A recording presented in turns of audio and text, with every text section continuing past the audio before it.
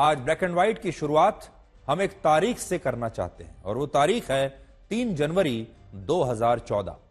ये वो दिन था जब लोकसभा के चुनावों से पहले तत्कालीन प्रधानमंत्री डॉक्टर मनमोहन सिंह ने एक प्रेस कॉन्फ्रेंस की थी। उस समय उनकी सरकार पर भ्रष्टाचार को लेकर काफी दबाव था, बहुत सारे भ्रष्टाचार के आरोप लग रहे थे। देश भर में 2G और कोयला घोटाले की चर्चा हो रही थी। लोग कहते थे कि देश में रिमोट कंट्रोल से इस समय सरकार चल रही है, मनमोहन सिंह को कोई और संचालित कर रहा है रिमोट कंट्रोल से। और डॉक्टर मनमोहन सिंह पर आरोप लगते थे कि वो इतिहास के सबसे कमजोर प्रधानमंत्री साबित हुए। इन सवालों पर डॉक्टर मनमोहन सिंह का मौन भी लोगों को बड़ा परेशान कर रहा था, क्योंकि वो हमेशा चुप रहते थे। और इन्हीं सबके बीच 3 जनवरी 2014 की ये तारीख आई। ये वो तारीख थी जब डॉक्टर मनमोहन सिंह ने 100 से ज्यादा पत्रकारों से भरे नेशनल मीडिया सेंटर में कुछ ऐसा कहा जो आज उनकी मृत्यु के बाद पूरा देश महसूस कर रहा है। उस दिन उन्होंने कहा था, मैं ईमानदारी से विश्वास करता हूं कि मीडिया और विपक्ष की तुलना में इतिहास मेरे प्रति ज्यादा उदार होगा।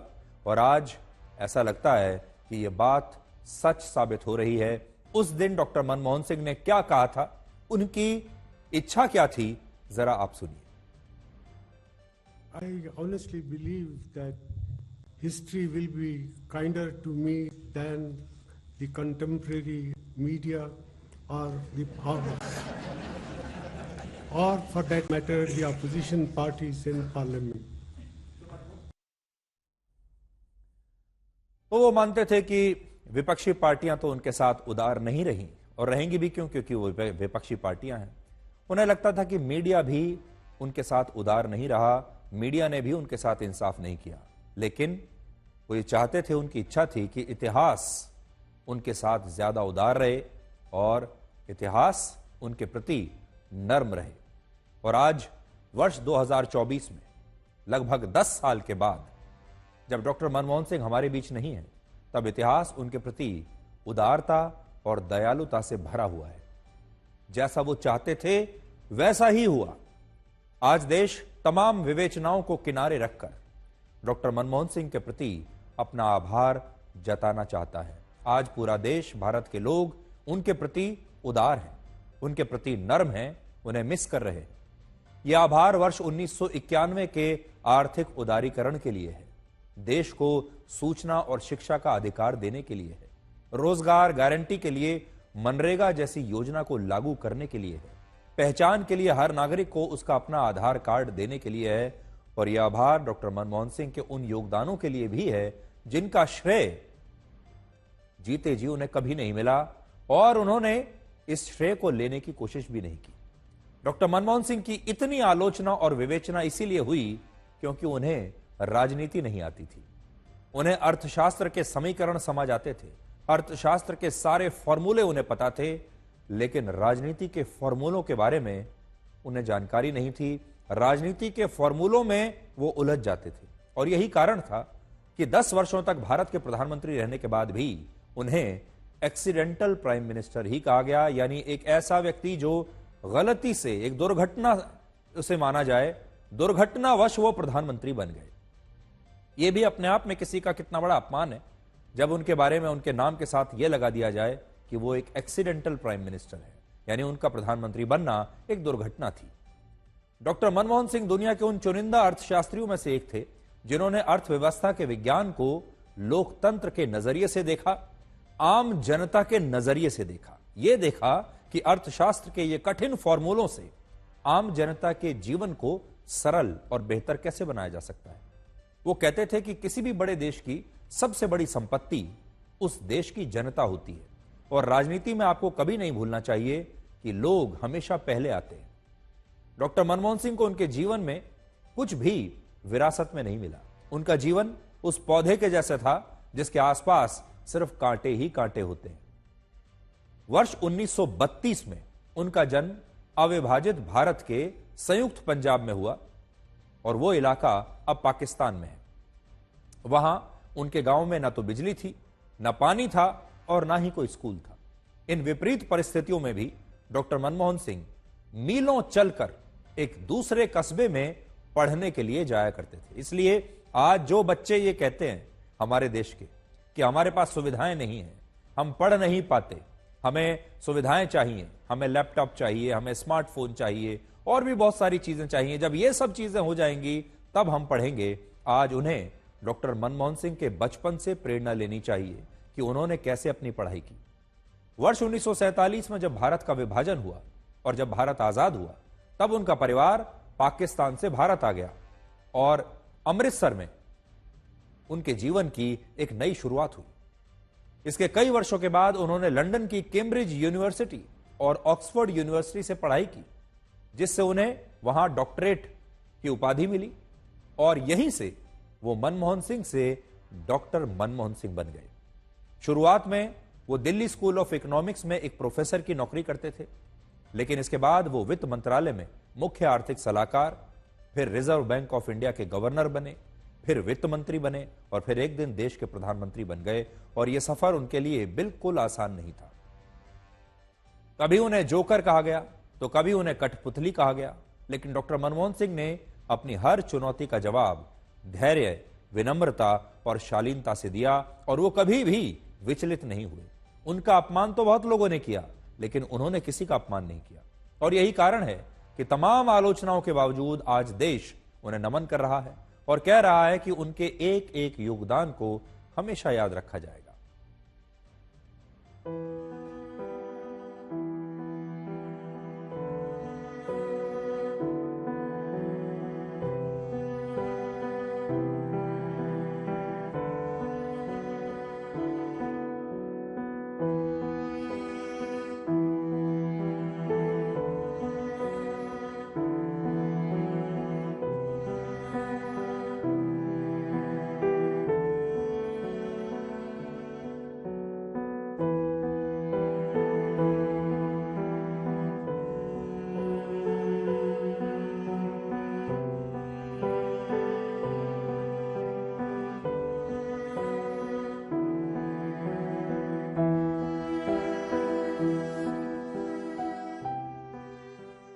पूर्व प्रधानमंत्री डॉक्टर मनमोहन सिंह जी के निधन ने हम सभी के हृदय को गहरी पीड़ा पहुंचाई है।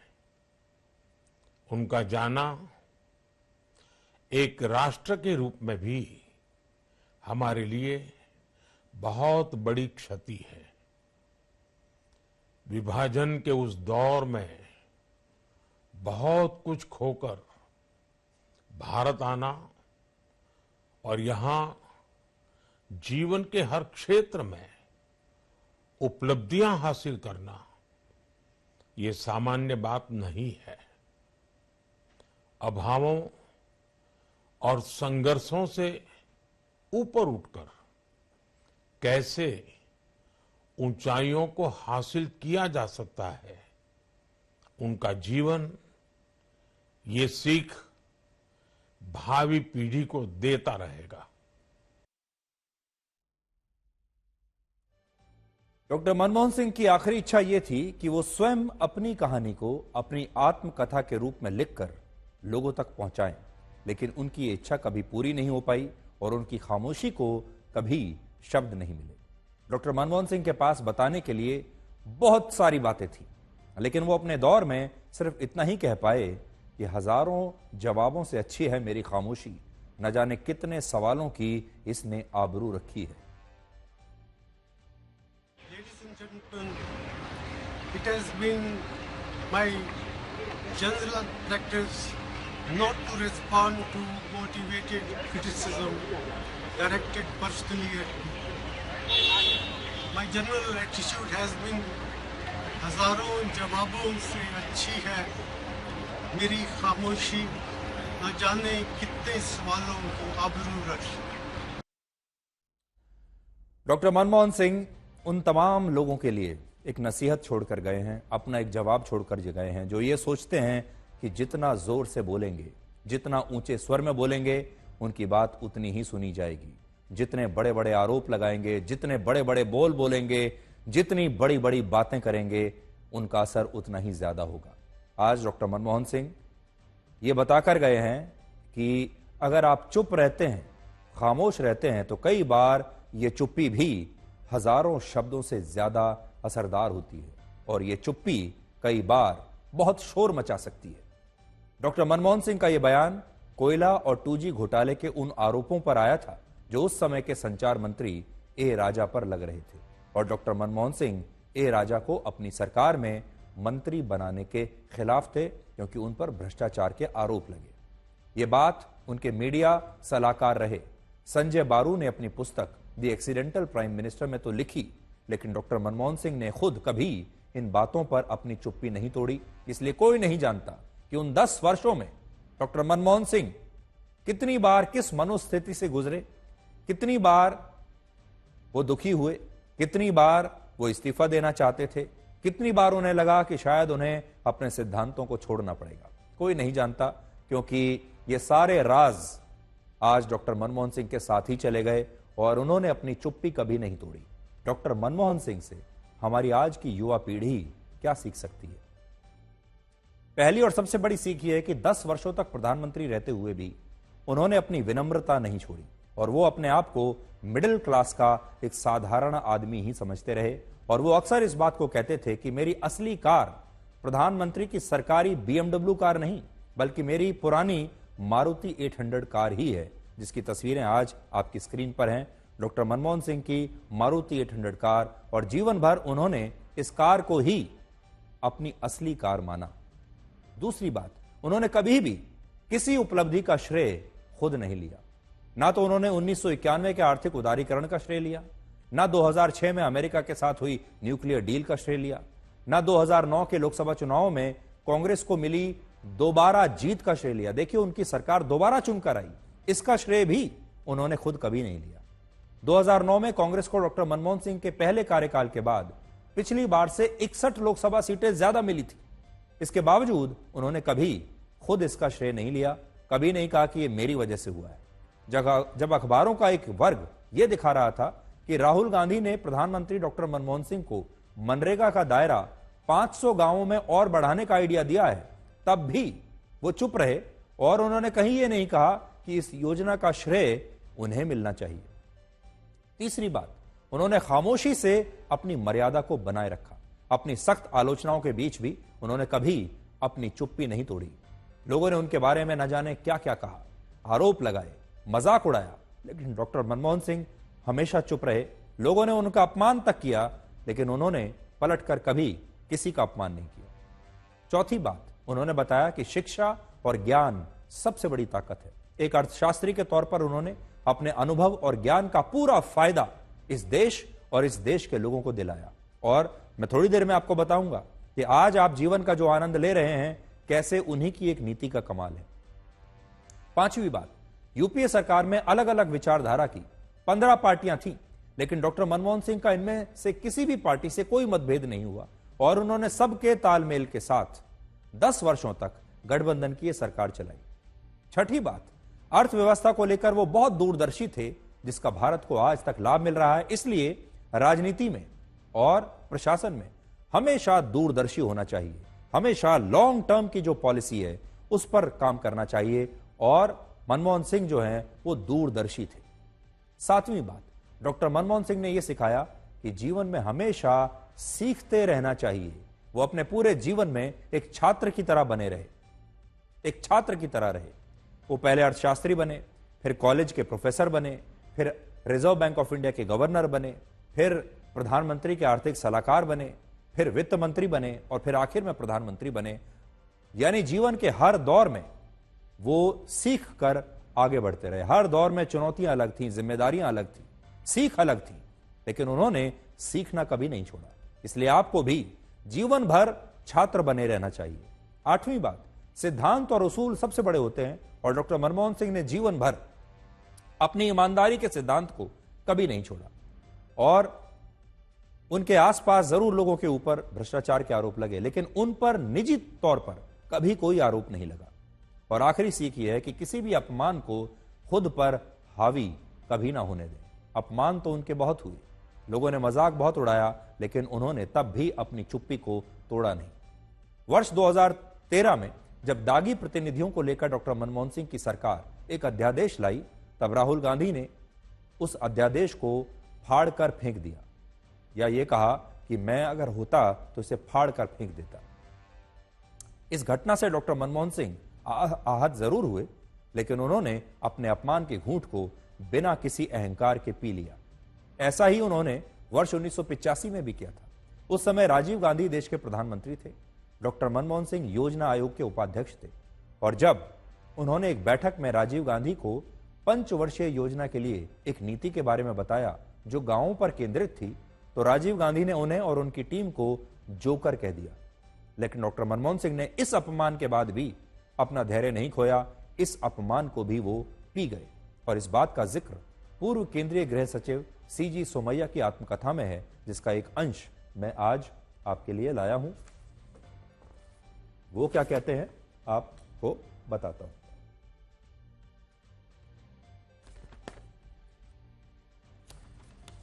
प्लानिंग कमीशन में सेक्रेटरी रहे सीजी सोमैया ये लिखते हैं, प्रधानमंत्री राजीव गांधी ने पत्रकारों से बात करते हुए प्लानिंग कमीशन की टीम और डॉक्टर मनमोहन सिंह को जोकरों का समूह बताया और कहा कि ये लोग आधुनिक भारत के आइडिया को नहीं समझते। डॉक्टर मनमोहन सिंह प्रधानमंत्री की टिप्पणी से बहुत व्याकुल और परेशान हो गए। उन्होंने मुझसे कहा कि वो अपना इस्तीफा दे रहे हैं क्योंकि उन्हें लगता है कि उन्होंने प्रधानमंत्री का विश्वास खो दिया है। मैं उनके साथ लगभग 1 घंटे तक बैठा रहा और उन्हें इस्तीफा न देने के लिए कहा और इस व्यवहार के लिए प्रधानमंत्री की अज्ञानता को दोषी ठहराया। मैंने आगे सलाह दी कि प्रधानमंत्री राजीव गांधी युवा और अनुभवहीन है, इसलिए उनका साथ छोड़ने के बजाय उन्हें शिक्षित करना हमारा कर्तव्य है। डॉक्टर मनमोहन सिंह एक ऐसे व्यक्ति थे जो अपनी जड़ों को कभी नहीं भूले। उन्हें प्रधानमंत्री बनने के बाद अपना पहला वीडियो भाषण रिकॉर्ड करने में 3 दिन लगे थे। उनके हिंदी वाले भाषण भी उर्दू भाषा में लिखे जाते थे। और यह बात बहुत कम लोग जानते हैं कि डॉक्टर मनमोहन सिंह को शेर व शायरी का बड़ा शौक था, लेकिन उनके इस रूप से भारत के लोग हमेशा ही अनजान रहे क्योंकि उनके पास अपनी कोई सोशल मीडिया टीम नहीं थी। आज के जमाने के लोगों को यह भी देखना चाहिए, उसके बारे में बात करेंगे सोशल मीडिया के बारे में, लेकिन उनकी शेर व शायरी पर जरा नजर डालिए। She is narrated in Urdu couplet. I would also do so and say, माना कि तेरी दीद के काबिल नहीं हूं मैं,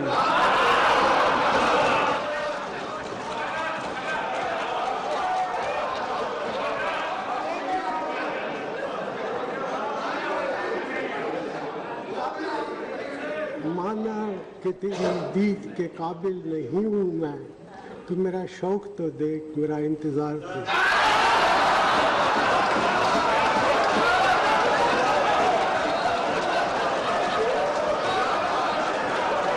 But I am reminded of a couplet by Iqbal, मिट गए मिस्र, यूनान और रोमा, कायम है अब तक, लेकिन कायम है अब तक नामो निशान हमारा, कुछ बात है कि हस्ती मिटती नहीं हमारी, सदियों रहा है दुश्मन दौरे ज़माना। And I conclude with a couplet, तुम जिंदा रहो 1000 बरस, हर बरस के दिनों 50,000। थैंक यू डॉक्टर साहब, थैंक यू वेरी मच।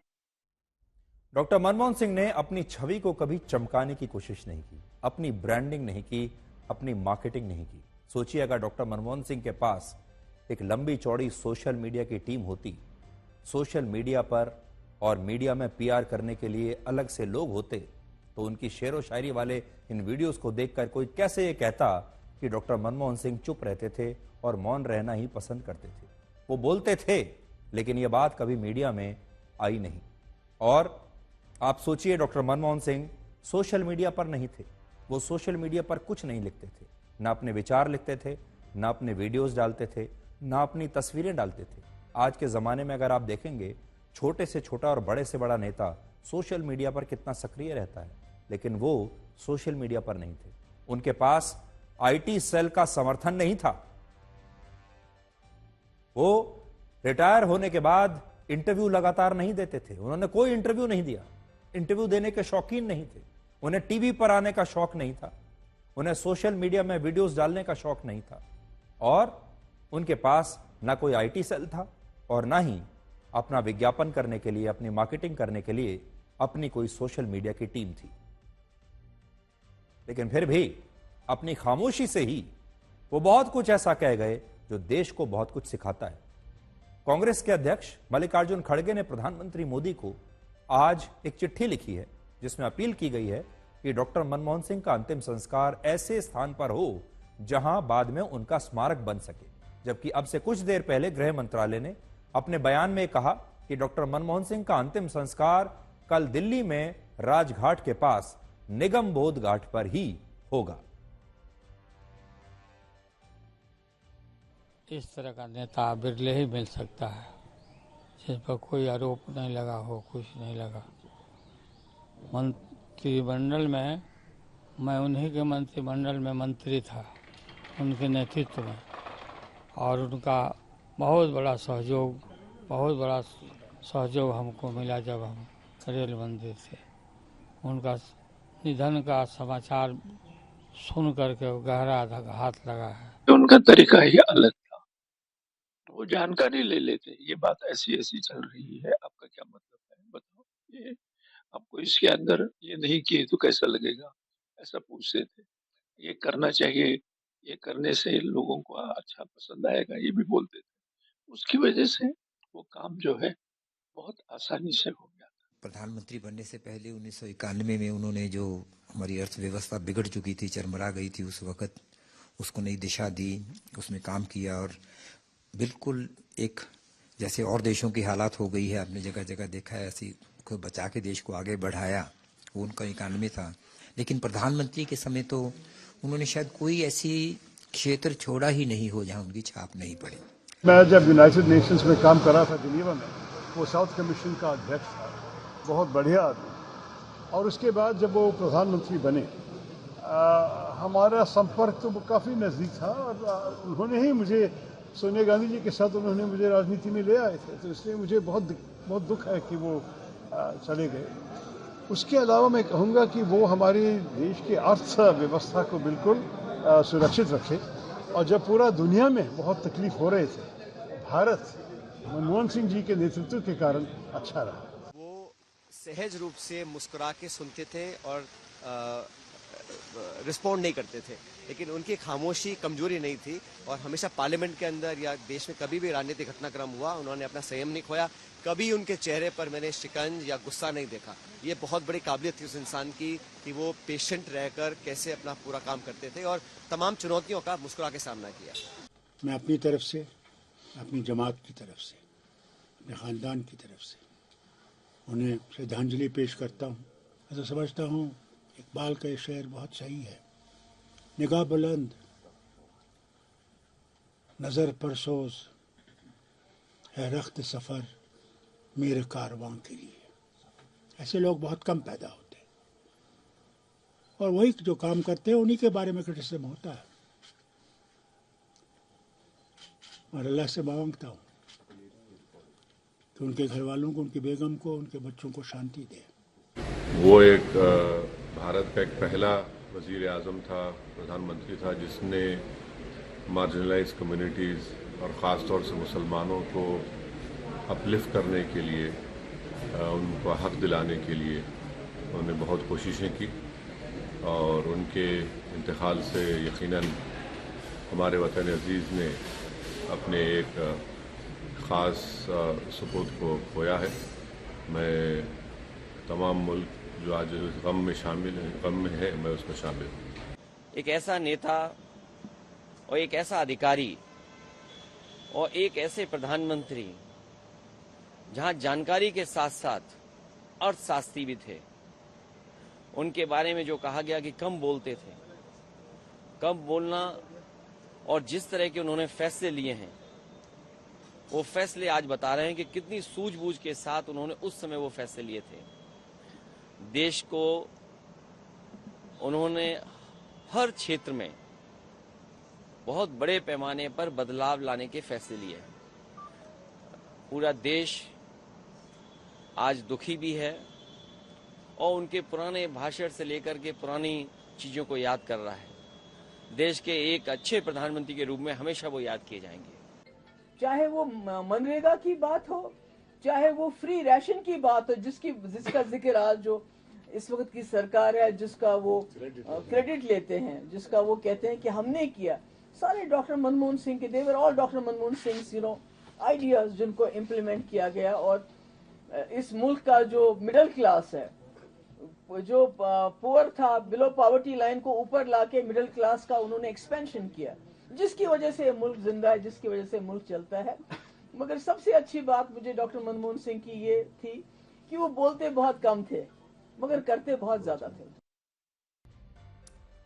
इस राजनीति ने डॉक्टर मनमोहन सिंह के उन योगदानों को मामूली बना दिया जो देश की आर्थिक प्रगति में क्रांतिकारी साबित हुए, क्योंकि उनके पास कोई आईटी सेल नहीं था, उनके पास अपनी ब्रांडिंग के लिए कोई विज्ञापन एजेंसी नहीं थी, वो बात बात पर ट्वीट नहीं करते थे, वो सोशल मीडिया पर सक्रिय नहीं थे, और कुछ ऐसे फैसले थे जिन्होंने देश के हर व्यक्ति के जीवन को छुआ है, हर व्यक्ति के जीवन में बदलाव लेकर आए। और उनमें सबसे बड़ा फैसला था वर्ष 1991 का वैश्विक और आर्थिक उदारीकरण का फैसला। कहने को यह फैसला हमारे बहुत सारे दर्शकों को बड़ा क्लिष्ट लगेगा, मुश्किल लगेगा, क्योंकि ये इकोनॉमिक्स से जुड़ा हुआ है, अर्थव्यवस्था से जुड़ा हुआ है। हम बाद में इसे सरल करके बताएंगे।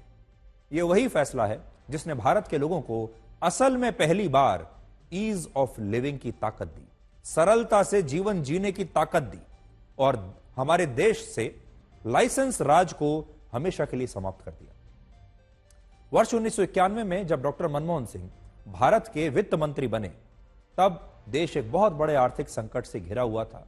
पैसे नहीं थे हमारे पास, कच्चे तेल की कीमतें बढ़ रही थी, विदेशी मुद्रा भंडार हमारा लगातार गिर रहा था, डॉलर के मुकाबले रुपया बहुत कमजोर हो रहा था, और सरकार लगातार घाटे में जा रही थी। उस समय सरकार के पास सिर्फ इतना सा पैसा बचा था कि वो सिर्फ 2 हफ्ते तक, सिर्फ 15 दिन तक देश के लिए जरूरी उत्पादों का आयात कर सकती थी। देश चलाने के लिए सिर्फ 15 दिन के पैसे बचे थे। ऐसे समय में डॉक्टर मनमोहन सिंह आए, और ऐसे संकट में डॉक्टर मनमोहन सिंह आर्थिक उदारीकरण की नीति लेकर आए, जिसने नए भारत की नींव रखी, जिसका मजा, जिसका आनंद आज आप सब ले रहे हैं। इस नीति के तहत उन्होंने लाइसेंस राज को समाप्त कर दिया, विदेशी कंपनियों के लिए भारत के बाजारों को खोल दिया जो इससे पहले बंद थे, सभी कंपनियों को आयात और निर्यात से जुड़े प्रतिबंधों से मुक्त कर दिया, और भारत में विदेशी निवेश के लिए भी कानूनों में वो बड़े बड़े संशोधन लेकर आए, बड़े बड़े बदलाव उन्होंने किए, ताकि विदेशों में मल्टीनेशनल कंपनियां जो हैं, दुनिया की बड़ी बड़ी कंपनियों का सामान भारत में हमारे लोगों को मिलने लगे, हमारे लोगों के पास ज्यादा विकल्प आ जाएं, हमारे लोगों के पास ज्यादा चॉइस आ जाए, हमारा बाजार और बड़ा हो जाए। 24 जुलाई 1991 को जब डॉक्टर मनमोहन सिंह ने बजट में इस आर्थिक उदारीकरण की नीति को पेश किया, तब इसे भारत की आर्थिक आजादी का दिन माना गया। हमारी आर्थिक आजादी उस दिन हुई, और ऐसा करना डॉक्टर मनमोहन सिंह के लिए आसान बिल्कुल नहीं था। आज मैं एक अपने साथ पुस्तक लेकर आया हूं जिसका नाम है हाफ लाइन, और हाफ लाइन जो है यह पुस्तक है।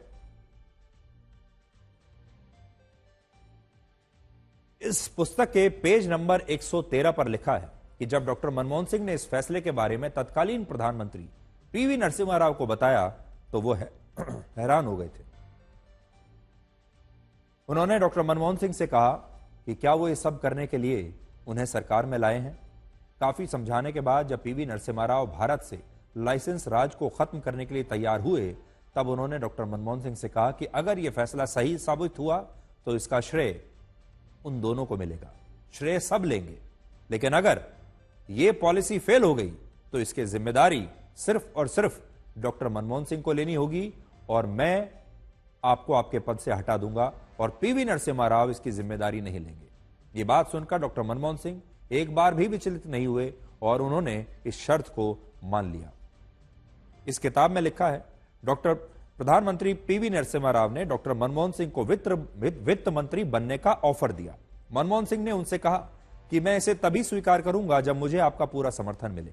इस पर प्रधानमंत्री राव ने मजाक में जवाब दिया, आपको पूरी छूट मिलेगी, अगर आपकी आर्थिक उदारीकरण की नीति सफल हुई तो हम दोनों साथ में इसका श्रेय लेंगे, अगर विफल हुई तो आप इसके लिए अकेले जिम्मेदार होंगे और आपको आपका पद छोड़ना पड़ेगा।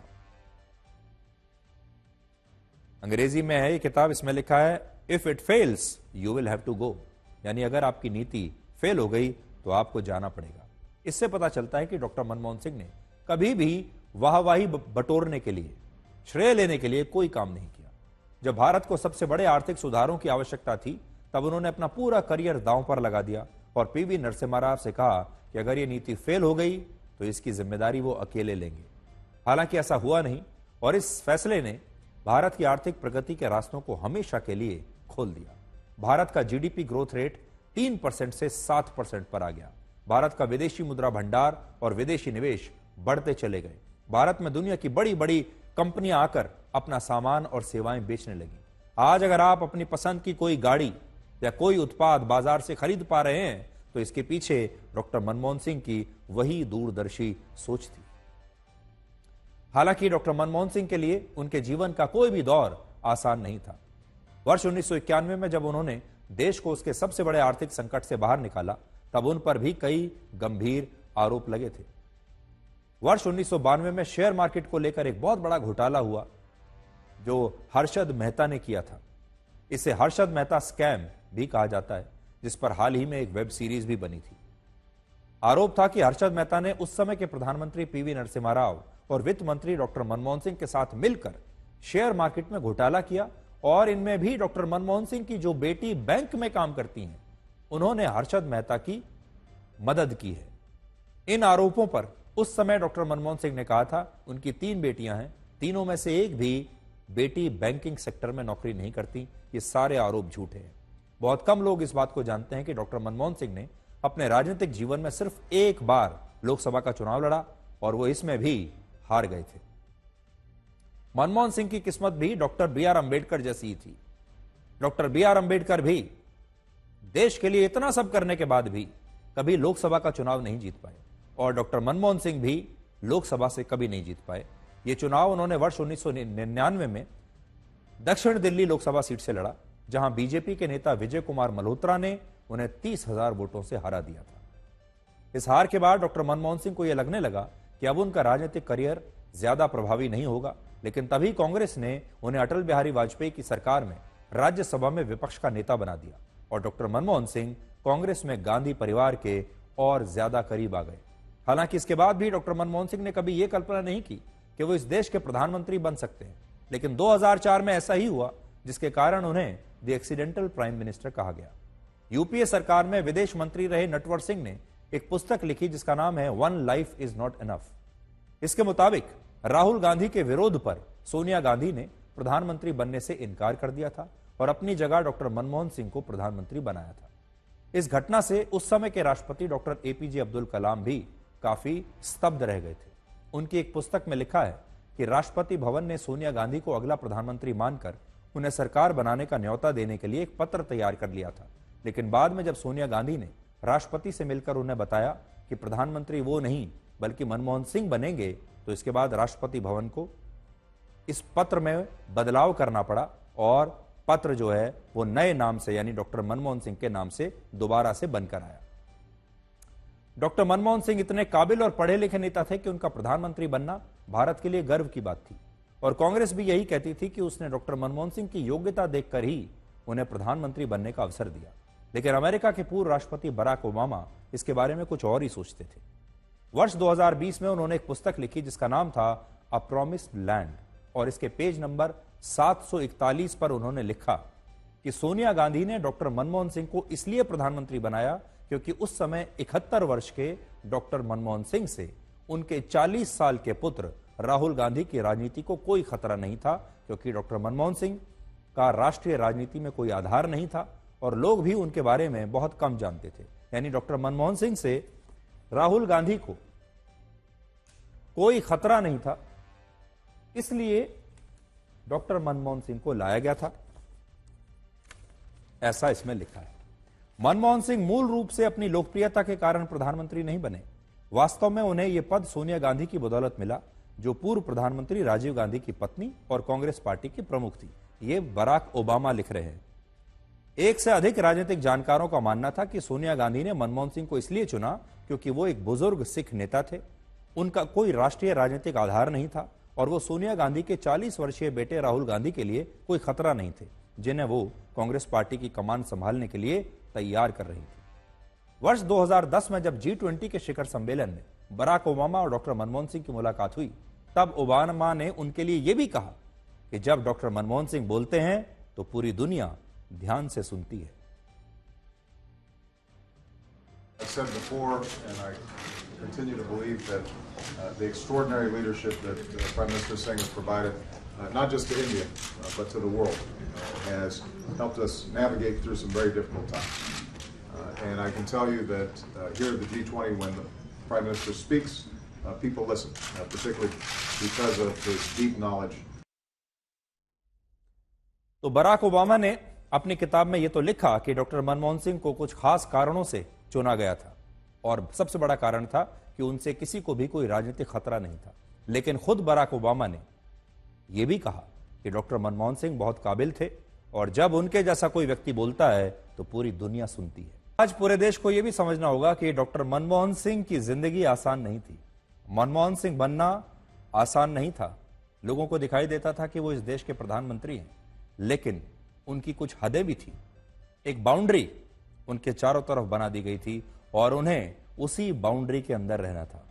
यानी उनके केस में अगर आप कहें, उनके मामले में, तो उन्हें उसी बाउंड्री के अंदर खेलना है, और अगर उन्होंने छक्का मारा तो उनके केस में छक्का मारने का मतलब है आउट, क्योंकि बॉल बाउंड्री के बाहर जानी ही नहीं चाहिए। और इसीलिए उन्हें साफ ये बताया गया था कि उनका काम है सिर्फ प्रशासन को देखना, गवर्नेंस को देखना, और नेता बनने की कोशिश ना करें। और उन्होंने कभी अपने आप को नेता बनाने की कोशिश की भी नहीं।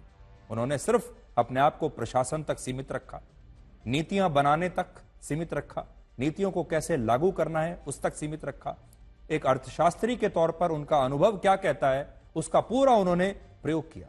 और यूपीए में उनका काम इतना था कि उन्हें सरकार के चेहरे के तौर पर इस्तेमाल किया जाना था, कि चेहरा उनका रहेगा लेकिन पोस्टर किसी और का बनेगा, चुनाव किसी और के नाम पर लड़ा जाएगा लेकिन सरकार का चेहरा उनको बनाया जाएगा। और वो एक अल्पसंख्यक चेहरा थे सरकार के, क्योंकि वो सिख समुदाय से आते थे।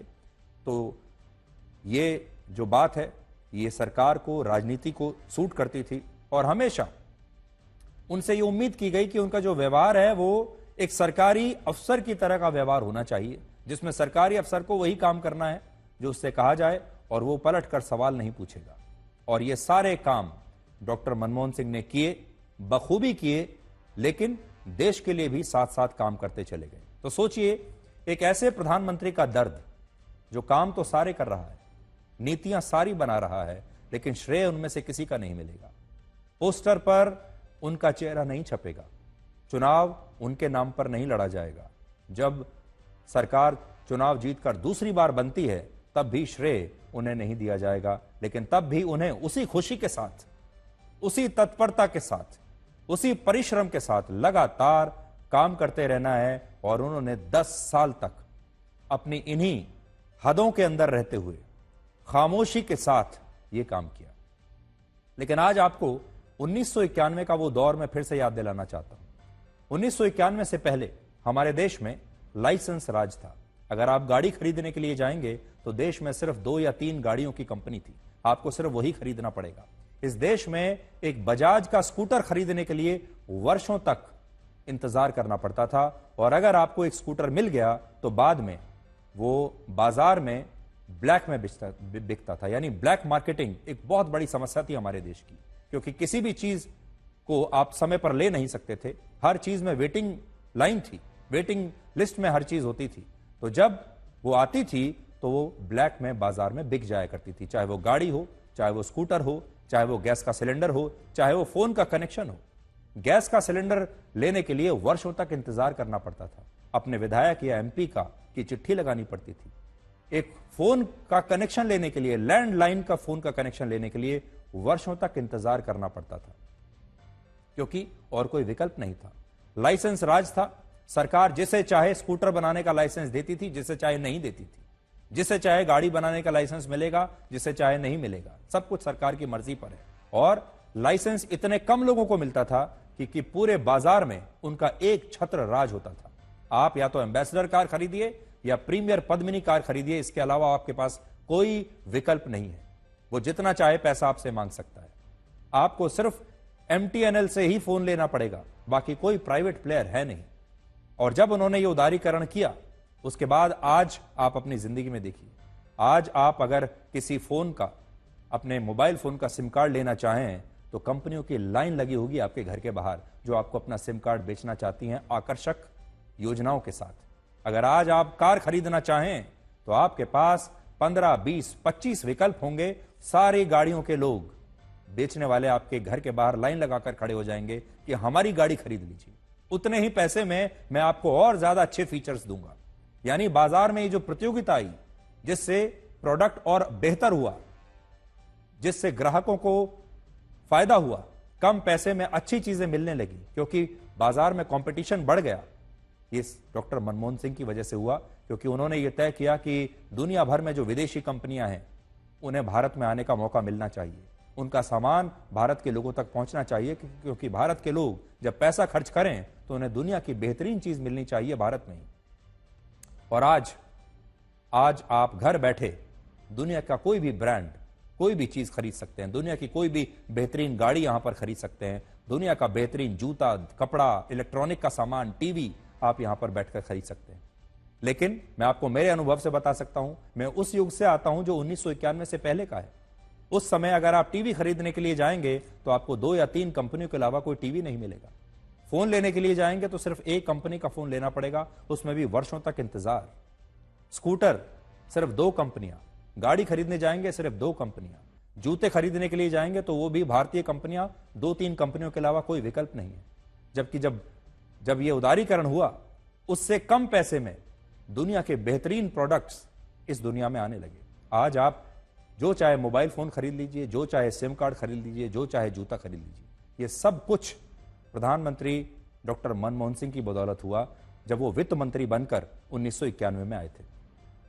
आज आपको यह भी देखना होगा कि प्रधानमंत्री मोदी ने कैसे इस देश में उन सभी नेताओं को सम्मान दिया जो विपक्षी दलों के थे। आज प्रधानमंत्री मोदी की बड़ी तारीफ हो रही है, क्योंकि डॉक्टर मनमोहन सिंह की मृत्यु पर मोदी सरकार ने देश में 7 दिनों के राजकीय शोक का ऐलान किया है। 7 दिन तक राजकीय शोक रहेगा, जबकि यह सरकार कांग्रेस की नहीं है, बीजेपी की सरकार है। इससे पहले प्रधानमंत्री मोदी की सरकार ने पूर्व प्रधानमंत्री PV नरसिम्हा राव का भी बहुत सम्मान किया, मरणोपरांत भारत रत्न देने का ऐलान किया, और उनका ऐसा सम्मान किया जो कि कांग्रेस पार्टी ने भी नहीं किया था। PV नरसिम्हा राव कांग्रेस के वही प्रधानमंत्री हैं जिनके पार्थिव शरीर को दिल्ली के कांग्रेस के राष्ट्रीय मुख्यालय में प्रवेश की इजाजत नहीं मिली, और ऐसे आरोप लगते हैं कि इसके पीछे उस समय के जो पार्टी हाईकमांड था उसकी ऐसी सोच थी। प्रधानमंत्री मोदी की सरकार ने पूर्व प्रधानमंत्री चौधरी चरण सिंह को भी इसी साल मरणोपरांत भारत रत्न दिया, और चौधरी चरण सिंह भी कांग्रेस के सहयोग से ही देश के प्रधानमंत्री बने थे। इससे पहले 2017 में प्रधानमंत्री मोदी ने महाराष्ट्र में अपने सबसे बड़े विरोधी शरद पवार को पद्म विभूषण से सम्मानित किया। भारतीय संविधान के निर्माता डॉक्टर भीमराव अंबेडकर को भी 1990 में उनकी मृत्यु के 34 वर्ष के बाद भारत रत्न पुरस्कार तब मिला था जब देश में बीजेपी के समर्थन वाली VP सिंह की सरकार आ गई थी। और इसी तरह प्रधानमंत्री मोदी ने सरदार वल्लभ भाई पटेल को सम्मान दिलाया, और गुजरात में उनकी सबसे विशाल प्रतिमा का निर्माण करवाया, वो भी कांग्रेस के ही नेता थे। और आप प्रणब मुखर्जी को कैसे भूल सकते हैं? प्रणब मुखर्जी का भी कितना सम्मान प्रधानमंत्री मोदी ने किया, उनके बारे में कितनी अच्छी अच्छी बातें प्रधानमंत्री मोदी ने कही। सोचिए, यही तो लोकतंत्र है जिसमें दूसरी पार्टियों और विचारधाराओं के बड़े और महान नेताओं को भी मौजूदा सरकार इतना सम्मान दे रही है। Doctor Manmohan Singh ji wheel chair में आए, वोट किया। एक सांसद अपने दायित्व के लिए कितना सजग है उसका वो उदाहरण है। सवाल ये नहीं है कि वो किसको ताकत देने के लिए आए थे, मैं मानता हूं वो लोकतंत्र को ताकत देने आए थे। जब भी हमारे लोकतंत्र की चर्चा होगी तो कुछ माननीय सदस्यों की जो चर्चा होगी उसमें माननीय डॉक्टर मनमोहन सिंह की योगदान की चर्चा जरूर।